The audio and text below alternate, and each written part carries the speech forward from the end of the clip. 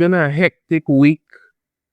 Haven't even gotten chance to check my comments and respond. There's just been a lot I had to do. And then before I knew it, a week was gone and now it's back to the horror show. Because not only does Starfleet Academy continue to get worse with each week, it becomes quite apparent in this episode that the absolute morons who sniff glue and write these episodes don't know how big space is. They have no idea. But there is one thing that happens in this episode that it's like 30 seconds, but it is the peak of this entire series.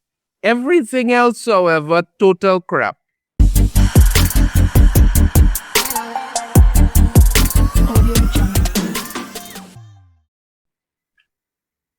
So yes, we have arrived at episode 9. One more episode to go before the first season of Star Wars, God Will It Stop Already, finally comes to an end. Because why the hell not? It wasn't bad enough how absolutely terrible this thing dragged on for, but we're at episode 9. So, as this episode begins, it's the 300th day or whatever, so it's the end of the semester and all of this stuff and end of the academy, the first year of the academy. And I'm there wondering, what exactly did any of these people learn? I have never seen any of them learn a damn thing. Because the one time we saw them doing some kind of simulation on a bridge, they had no idea what the hell they were doing and they failed miserably, meaning they learned nothing. Absolutely nothing. But don't worry, we get plenty of lens flares and things because for some reason the academy has now been turned into some kind of nightclub for some reason. And you see Princess there walking through, happy as can be, and she pulls Bully Boy along. And then, you have Captain Foot Fetish, who you could barely understand, talking about how they go into Beta Z for some commencement nonsense that they expect people to give a crap about. I sure as hell don't. And then they pull in the hologram that I don't know why the hologram is even still there, but they're all happy as can be. They pull in Caleb. And then we get to the gay Klingon who is only ever on screen to remind everybody that he's gay and has no other reason whatsoever for being there. And he has them all there and apparently wants to do some kind of ritual where he, invites them into his family or something. And, it's this, they all have to drink from this bowl that he's passing around. And let me just say this, people. If a gay Klingon in a skirt brings you into his room and tells you to drink from a bowl with some mysterious concoction in it, run away immediately and call the authorities. We don't know what's in this bowl, but we can assume it's probably going to get them all tipsy so he could do some halfway gay shit or whatever, I don't know, but something's clearly going to happen. So we know that, right? And Caleb is in there and he's all, thing because he's thinking about his mommy and whatnot. Yeah, and my God, that is a horrifying look on his face, boy. It's like he's targeting them. Look at it now. It's like, good Lord, you that checking to see who will be most susceptible to it. Really weird. Really, really weird. Yeah, and then he passes it around. First Princess gets it. She drinks and then passes it to Bully Boy. He drinks, and then we get to the hologram who says that, I don't actually drink. Yet you bathe, you work out, you get transported underwater and struggle to breathe. You get shot with blaster fire and it somehow damages you in some way because these nitwits don't know how to write any of this. But no, the hologram doesn't drink. I tell you, boy, I I don't know what that Klingon was passing around in that bowl, but I honestly believe the writers took more than a sip. Honestly, I think they were just throwing it back. Honestly, to God. So whatever. You don't even have any more. And then you see the hologram actually says that next semester the hologram wants a separate room, so she's not going to be rooming with Princess anymore. Why the hologram has a room and a bed, I don't know. It doesn't sleep. Why would the hologram need all of that? All the hologram is just going to need to do is just, I don't know, go back into its hologram matrix for a few hours or something. Why does it have a bed? This makes no sense. Oh God, I'm not even get vexed. I've been saying this so long, it just become repetitive at this point. But again, the hologram has a bed that the hologram apparently doesn't sleep in or something, but the hologram doesn't drink. Yeah, that's look, the rest of this nonsense just plays out where Caleb doesn't drink from the bowl, probably the only smart person there, so who gives a crap? Just move on from there. He then ends up on a turbo lift with the Betazoid chick. And they have the most ridiculous so-called exchange about how awkward this is possible. There is absolutely no sexual tension between these two. But later on in this episode, we get some very, very disturbing shit that I'll get to a little later on. But there is nothing there. I don't know why they think anybody cares about these two, but it's just not happening and nobody really gives a bloody hell about any of this, right? That's just the way this goes with them and they just yammer on and then the turbo lift opens up onto like some other section where people are like going to a nightclub, I believe, or something, because at this point, I was wondering if the flashing lights and thing were actually in the academy. But now I'm wondering, does the academy have like a nightclub section or something? I'm not even sure. I'm really not sure what's going on. And Caleb is just there because those are the things he does. So after months, because they're all a bunch of incompetent morons, they finally figured out what Paul Giamatti stole from the base that he attacked, because they don't have like records of what was there, so they could just check and know what was missing. No, it took months because apparently Britain was sorting it by hand. I don't know. And it turns out what he stole was Omega.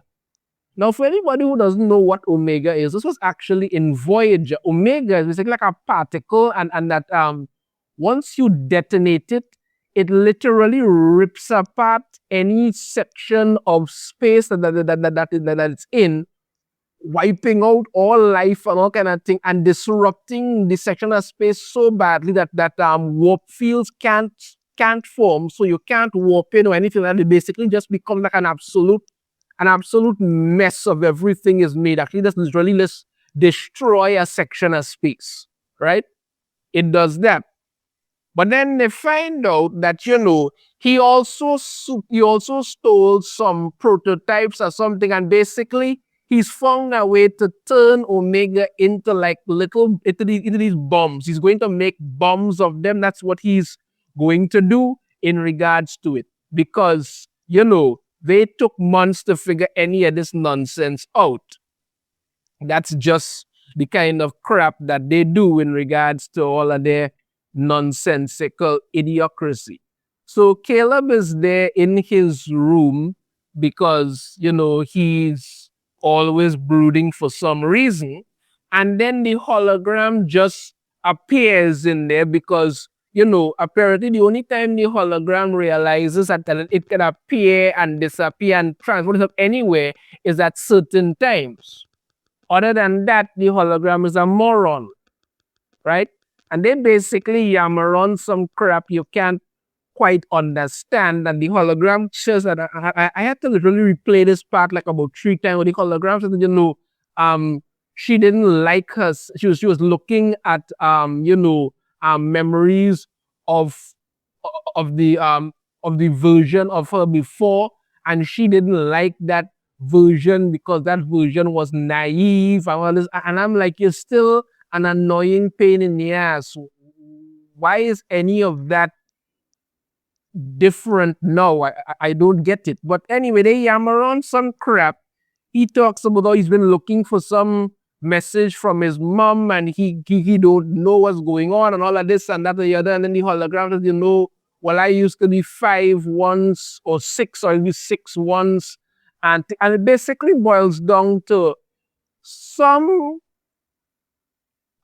planets that they used to stare at, that Caleb and his mother used to stare at, right? One of them was named Ishani, something like that. And then he just types it in on the iPad that they all have. And it just immediately activates all these messages that were there all the time. I'm not sure how that actually works, because if it is that you're sending something on some kind of subspace relay, that wouldn't you have to then go into the system, check what's there, use the encryption code or whatever, and then scroll through it to get the message? But no, he just types in the word. I think it's Ishani. I can't remember exactly because I was literally just like tuning out this part. And then bam, all these messages just show up there, because why the hell not? And he got all those messages. Whoop-de-freaking-do. So he goes through all the messages and all of that and finds out that, good old Mommy Dearest is on some planet somewhere that is within the section of space that Paul Giamatti and his people control, and that it's scheduled to be annexed by them soon. So he needs to get to her. And he immediately goes to see Captain Foot Fetish and this other guy from the War College who are checking something. And he comes in at the exact right moment to hear them talking about how, because Paul Giamatti detonated Omega in some unpopulated sector of space, they are going to be moving all of the Federation forces to Beta Z, and they're going to just basically lock down the area. Nobody's going to be allowed out, so they're going to not be able to do anything. And basically, here's what he overhears, that they go and do what they're going to do, so he got to just screw off and do some shit on his own. So he then goes to see the Beta Z chick and basically tells her that, your name sounds like music. And I still don't remember what the hell her name was. I really don't. And I'll be like, did I ever tell you that while we were naked,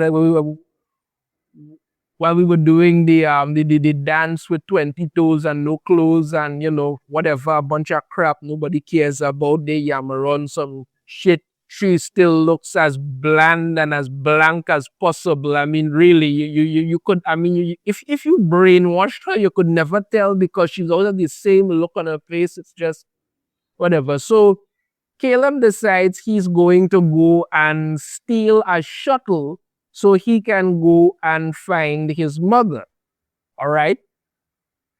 And I take it these are the shuttles that have warp drive, because last time that was a thing, I don't know.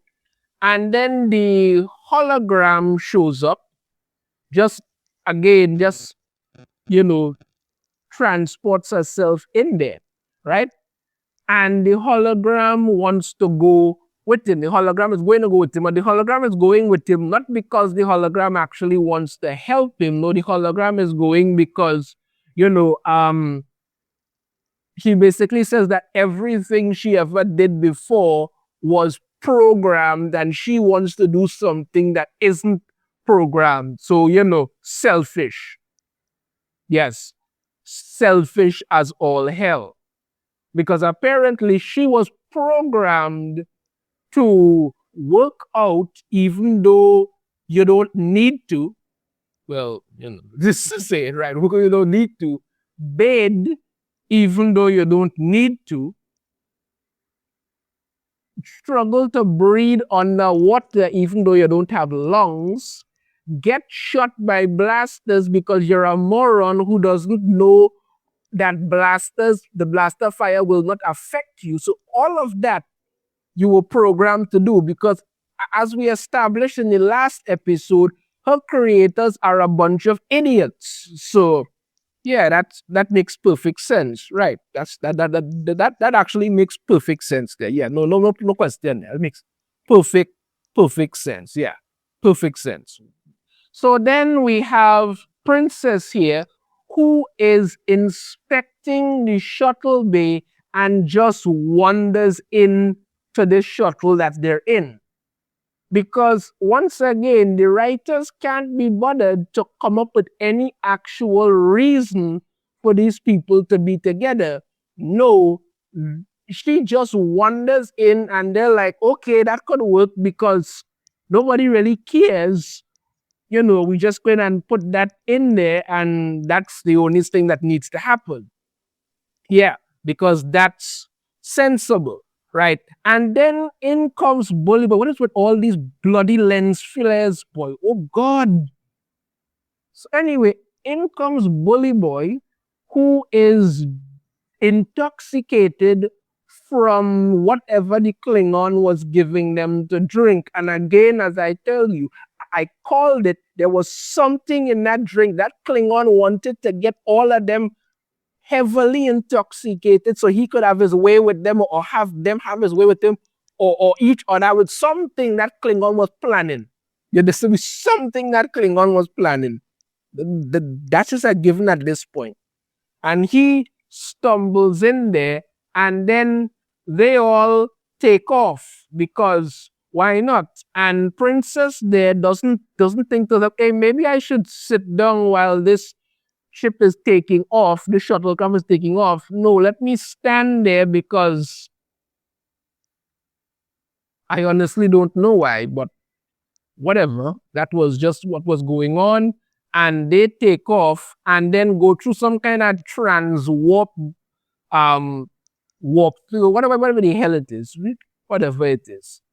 And then Betazoid chick goes to see the Klingon who's in his skirt, and she's looking for Caleb. And again, the only reason that this Klingon is on screen is to show off his skirt and remind everybody else that he's gay. That's it. He has absolutely nothing else that he does. In these 9 episodes, it's only been every opportunity to prove that this guy is gay. That's it. He has no personality, nothing else. That's the only reason he's ever on this show. That's it. It's absolutely nonsensical, but that's what they do. So they're on the shuttlecraft and they're encountering some problems, and they're flying through there and all kind of thing, and they're talking about how they have to reroute power and all kind of thing. And then Caleb says that he's going to have to reroute some power from life support, and Princess is like, are you crazy? And then the hologram says, we're all young and healthy. we could do with a little less life support. You're not even alive.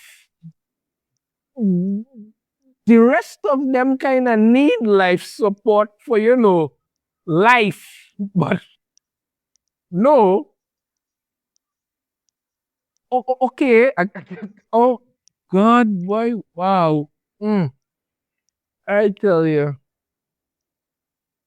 So we have Captain Foot Fetish and Jet Reno in an office that looks like, again, some kind of weird Chinese, look, whatever. I don't even care. I don't even really care. And they're in there. And the thing about it is, the thing about it is that the Captain Foot Fetish wears glasses, even though perfect eyesight has existed in the Federation for hundreds of years. They don't need glasses. And before you jump on me and say, oh, well, Geordie was blind, the reason Geordie was blind is that Geordie was born with some kind of genetic deformity that made him blind. That was the thing. So it couldn't, he talked about, they tried all kind of things with him, all kind of stuff, but it wasn't working. The visors were the only thing that worked for him. You don't have any genetic deformity other than the fact you like to show off your creepy, wrinkly feet. But for some reason, you're wearing glasses.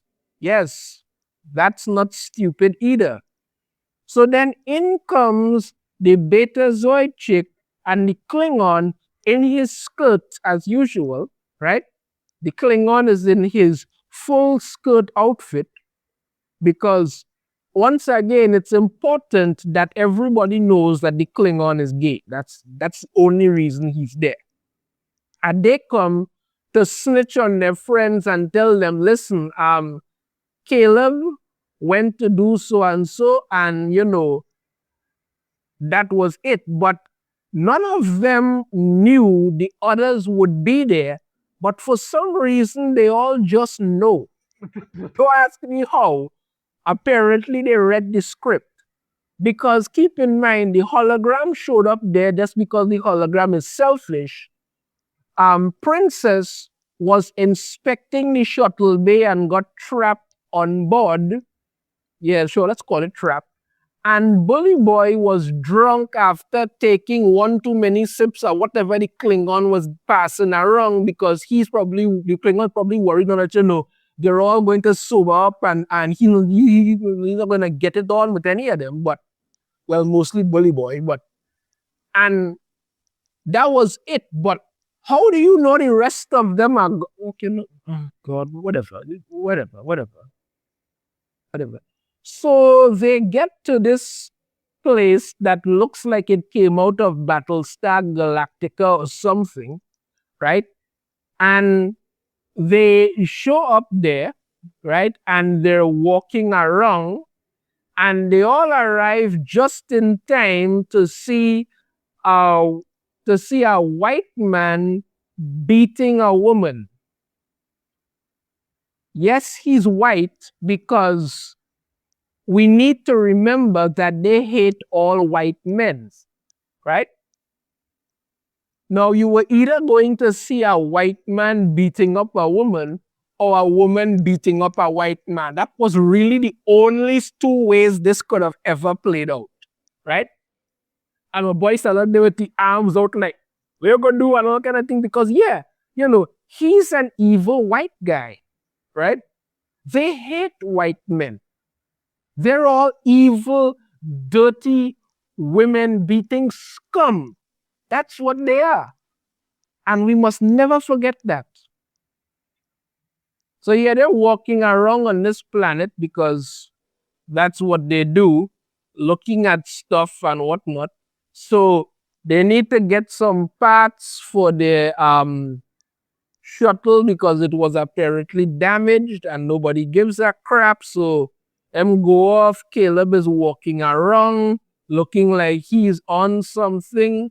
Meanwhile, Captain Foot Fetish tells the admiral that, the cadets have gone there, and she says that, they'll take the ship to Beta Z, and then they will wait for the instructions. And then he says to her, and I kid you not, he says to her, don't bullshit a bullshitter.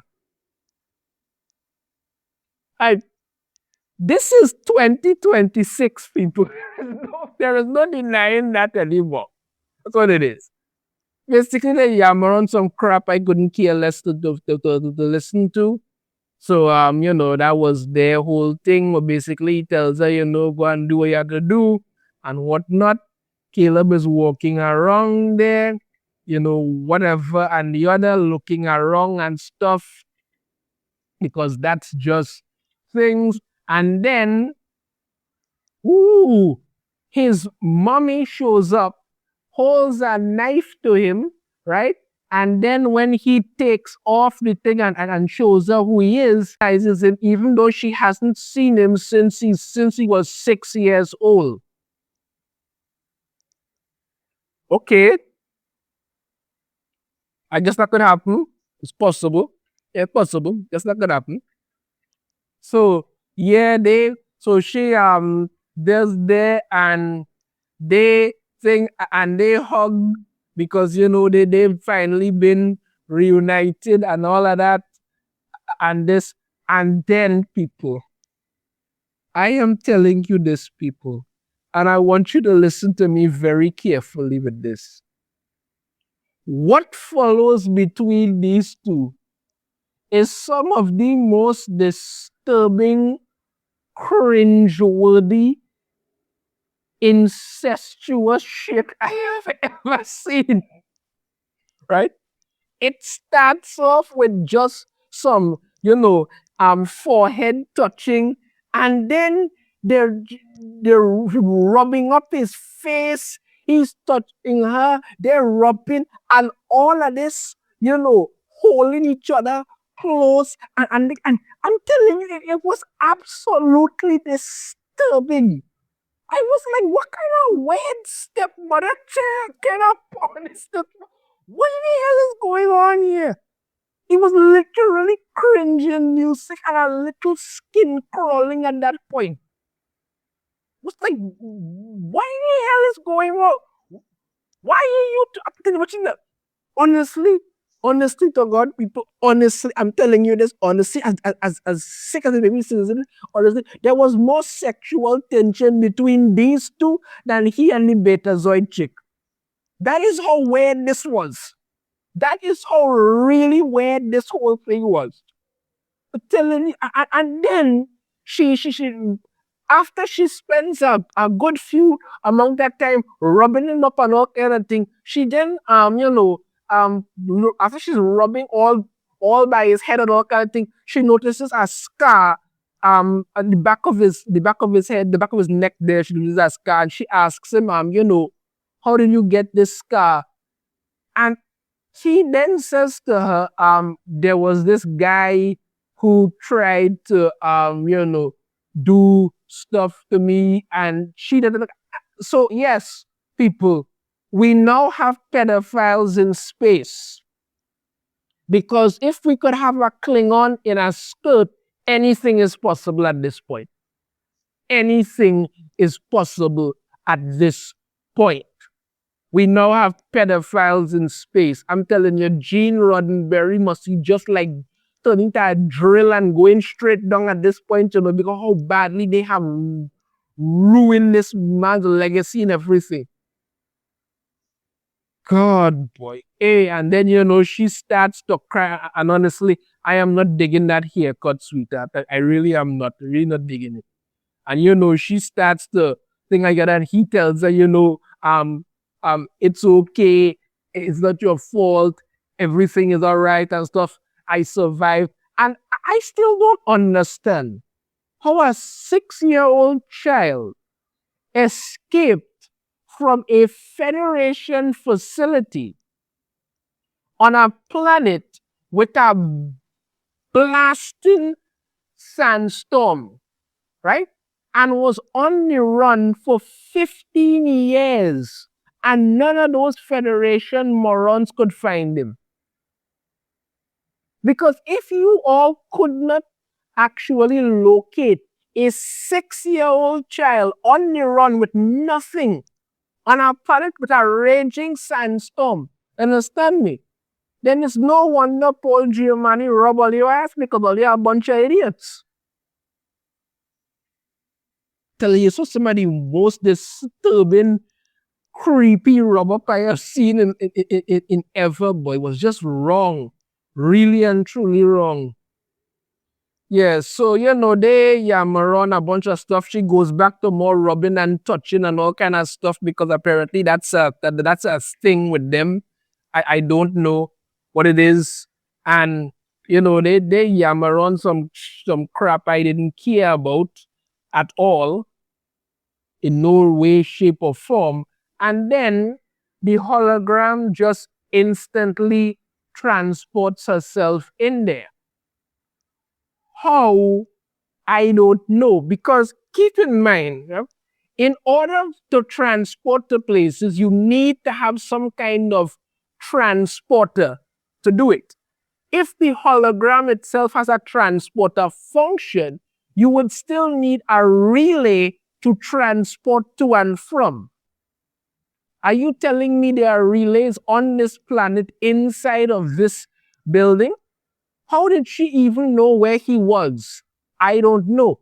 But she just shows up in there. Mommy Dearest grabs a blaster because the hologram is susceptible to blaster fire, as we found that out already. He tells Mommy Dearest it's okay. She's with me. She's a friend. All right, okay.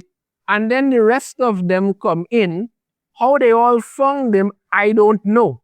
The hologram just opens the door and they come in, right? And Caleb doesn't want to tell his mother that he is in Starfleet Academy. So they all come up with this idiotic lie that, they need to fix. They're just looking for parts to fix their shuttle. Why are you lying? What possible reason do you have to lie? Why? Why do you need to lie? He's been on the run on his own for 15 years, right? All he simply had to tell her was, listen, it was either join Starfleet Academy or go to jail. Simple as that. Simple as that. That is a very understandable reason. You either join Starfleet Academy or you go to jail, so you chose Starfleet Academy. Simple as that. And that's where he met them. And, he found out about her location and there is friends and they came with him. That's it. What is the big secret?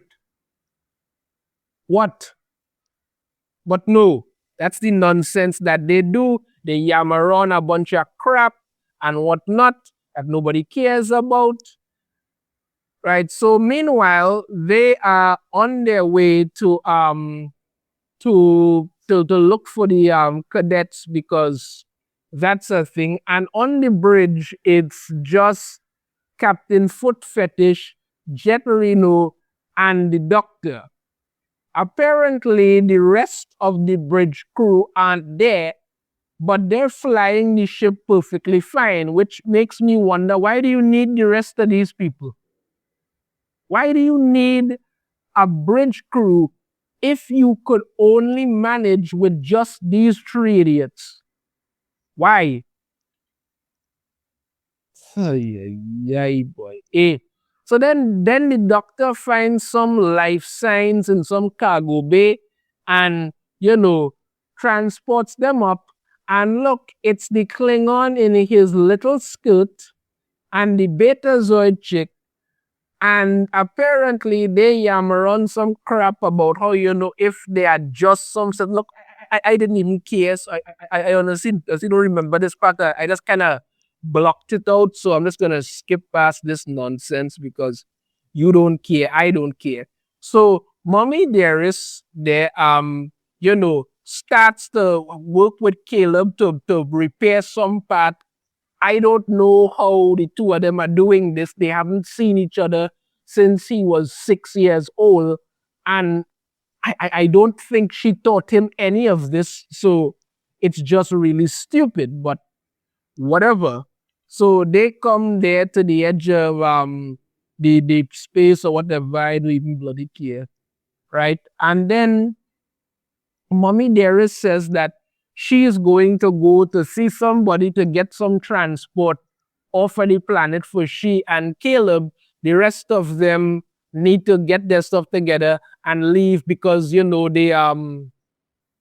it's Venari Ral. I think they're called, I think that's what they're called. Paul Giamatti and the people here. They are coming to annex the planet and all kind of thing. Right. So she does him there and she leaves. And then they're all like, you're going with her. That wasn't the plan. And he tells her, he doesn't, well, I never told you the plan. And it's like, okay, so he's going with his mother. Why is that a big shocker to any of you? But no, they then decide to try and turn it on him, and you actually have Bully Boy calling him a coward. How is he a coward for wanting to be with his mother? What's wrong with that? Then basically telling did he tell the Klingon, or you mean the same Klingon that I was giving you all a mysterious thing to drink in a bowl? Yeah, that you should really tell that guy your plans. Yeah, that makes perfect sense. Right. And they all get like this and all kind of stuff like that. And then Caleb basically tells them, he didn't tell his mother that he's Starfleet because it could kill her. And I'm like, why the hell would it kill her? Like, what? Because she went, look, let me tell you something. Basically, like this, eh? In the first episode, she got sent to prison, right? Because she aided Paul Giamatti in a crime that resulted in the death of a Federation pilot, right? So she committed a crime. Now, as I stated before, you could have offered her some kind of deal to get information on the rest of Paul Giamatti's crew, but you didn't do that. But keep in mind, she did commit a crime. So she was sent to prison for committing a crime.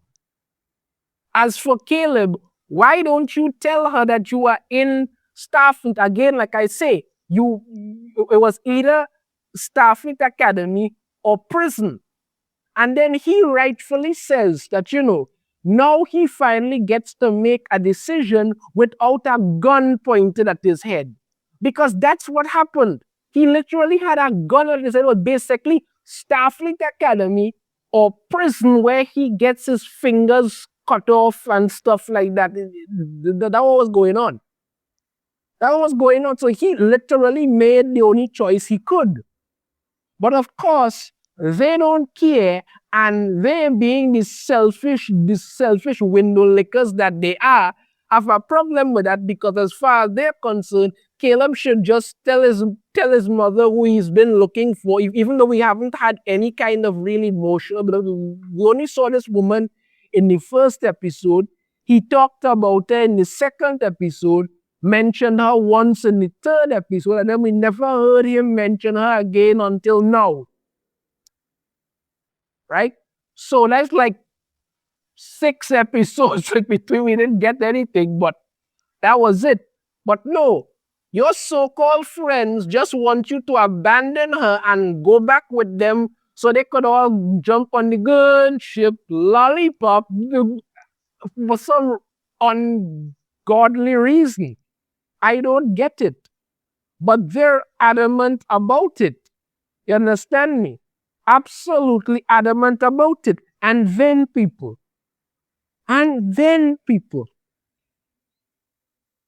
it only took 30 seconds because I had to really rewatch this scene 3 times. right? Actually, no, it wasn't 30 seconds. It was literally like about 45 to 50 seconds between the years, because I remember the pause between all that, right? Yeah, about 45 to 50 seconds it took.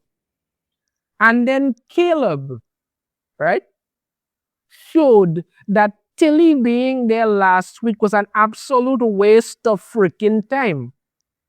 Because Caleb then actually starts to drop some truth and some therapy on these window lickers. Because he tells Bully Boy, I've had your number from the first day. You play the class clown, the prince clown, and all of that because you see your parents and everybody, and you're always trying to live up to their expectations. This is why you go around making a fool of yourself and chasing down everything you have because you want to live up to their expectations, even though you know you never will. That's what he basically lays down for him, right? He then moves on to Princess and tells her, let me save you years of therapy, right? You're never going to be as good as your daddy, the Admiral. You're never going to live up to that. You're not going to be a captain because nobody's going to want to follow you anywhere into any conflict because you're selfish and you only ever think about yourself. And I'm thinking, I sat there and I said to myself, people, 9 episodes of absolute garbage. And in 45 seconds to 50 minutes, this guy just laid into these two idiots and just exposed the truth right there. Bully Boy is a moron, right? This guy went back to his planet to marry a girl who only wanted to marry him so he would be a cock. That's what she wanted, right? Princess here is quite right. From the first day she got there, she's been yammering on about how she wants to be a captain and her daddy's the admiral and she has to do this and she wants to be in charge. I mean, do you all remember the whole thing with the laser tag crap that they did? She wanted to be team captain because she wants to be team captain. They were literally leaving their so-called team to get slaughtered while they were running to ring a bell because why? You're selfish. He's quite right. You're selfish. That's what you do. And nobody is going to follow you into any kind of situation because you're a selfish twit who doesn't care about anybody but yourself. And, oh, I want to live up to my daddy. I want to surpass him. Have you ever thought about actually just surpassing him by not being a pain in the ass and just being yourself? Growing a freaking personality? No, no, no, no. That would take way too much time. So he literally drops it on them here. And then when he turns to the hologram to literally lay into the hologram, she just immediately hugs him and says, says that, you're a big idiot. Because why? They instantly had to ruin it by then making it seem like, he's just lashing out to get them to leave so he could go with his mommy and they would just hate him and not feel so bad about it anymore. People, it was 45 seconds to 50 seconds, but it was the realest this show has ever gotten. They ruined it right after, but they can't take that from me. You understand me? They can't take that from me. That in those few seconds, the truth was revealed.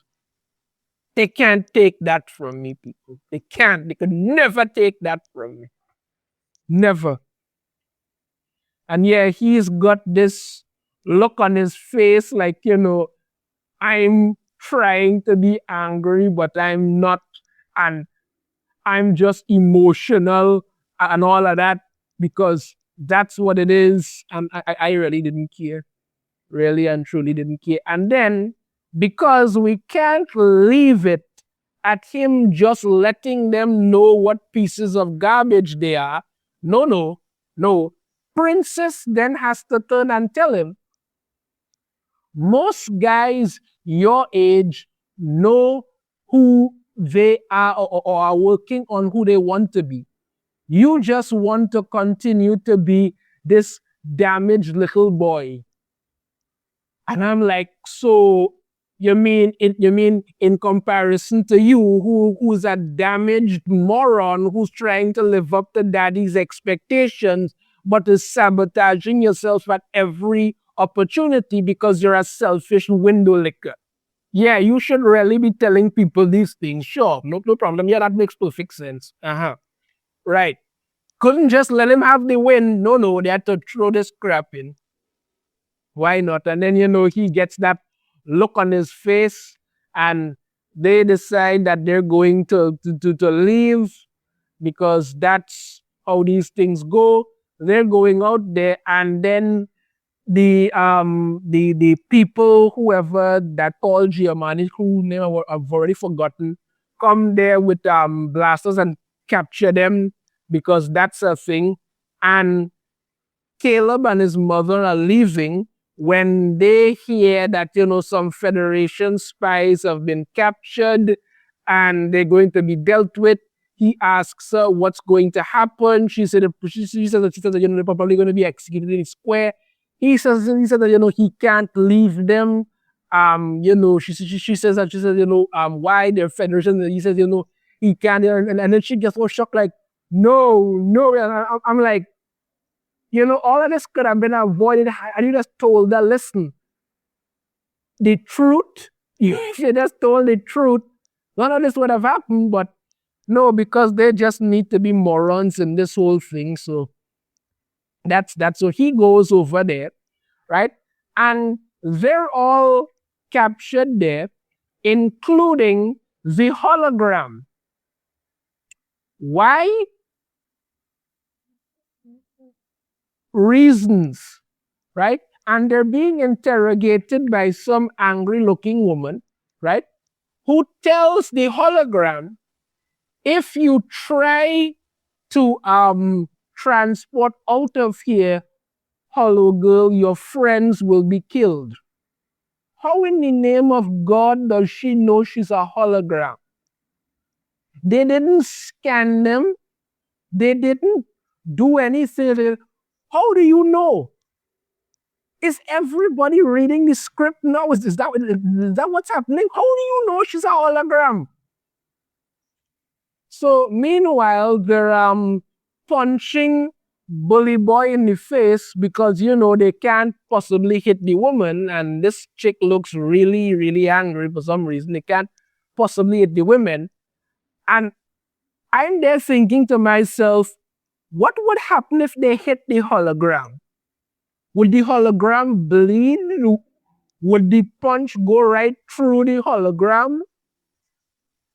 I mean, they can't hit Princess because that would be wrong. But they got to hit the white guy because, as we've established, they hate white guys. So they're punching him, he's smiling. Princess then gives them some information so they would stop hitting him. I was perfectly okay with them hitting him. I didn't see a problem with any of it because I have no emotional attachment to any of these people. If they all got shot to death right now, I honestly wouldn't even bat an eye. Honestly, I would not even bat an eye. I'd be like, well, that's over and move on. I really, really and truly would not care. So they yammer on a bunch of stuff. Caleb's mom comes there to try and distract them from something in regards to what's going on. Then Caleb shows up with the com badge and thing there. Captain Foot Fetish is on the ship. She's overhearing on the com badge, and they know they didn't realize they know his song and all of the other. And here's the thing, I forgot to mention this earlier, right? When they were going to the planet to look for Caleb's mom, now it's a planet. There are plenty of places on this planet to go to. One would think the common sense thing would be to scan for her biosignature.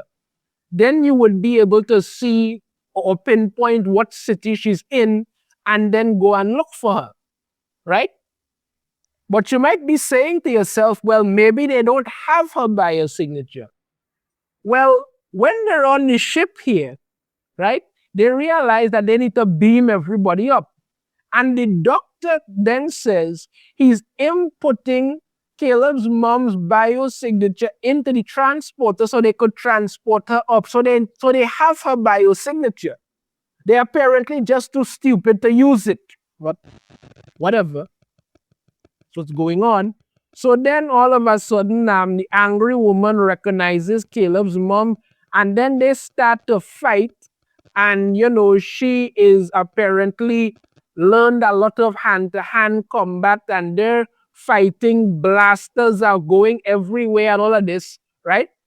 And Caleb's mom gets shot. Now, when the fighting begins, common sense would dictate that the hologram, who the only reason the hologram is restrained is because for some reason they know she's a hologram and said to the hologram, if the hologram tries anything, they'd kill the others. Once the fighting starts, you would think then that the hologram escape, get the others out, and then take out the rest of them because you're not susceptible to any kind of damage. No, the hologram just stands there and watches all of everything unfold, even Caleb's mom getting shot, because again the hologram is a moron, just like the rest of them. So they get surrounded, and then yes, like I said, the hologram is still restrained there because idiotic things do idiotic stuff, right? There's some kind of jamming signal or thing around the planet, so the Athena, ugliest looking ship ever, has to come into the atmosphere to beam them up directly, which it does, right? And then transports them up and transports them onto the bridge. When they get transported onto the bridge, Captain Foot Fetish says to them, take up bridge positions. Never tells them what bridge positions to take up. Never says, you go to helm, you go to this. Nothing. That says take up bridge positions, and they all run there.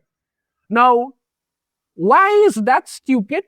For two reasons. One, you never told them which bridge positions to take up.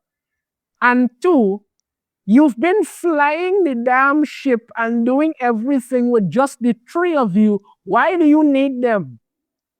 Why? What purpose do they serve? Nothing. Right? Now, when they transport them up, right? Caleb's mom, she got shot, right? Now, they need to get her to Medbay 2. They have transporters that can transport anybody anywhere.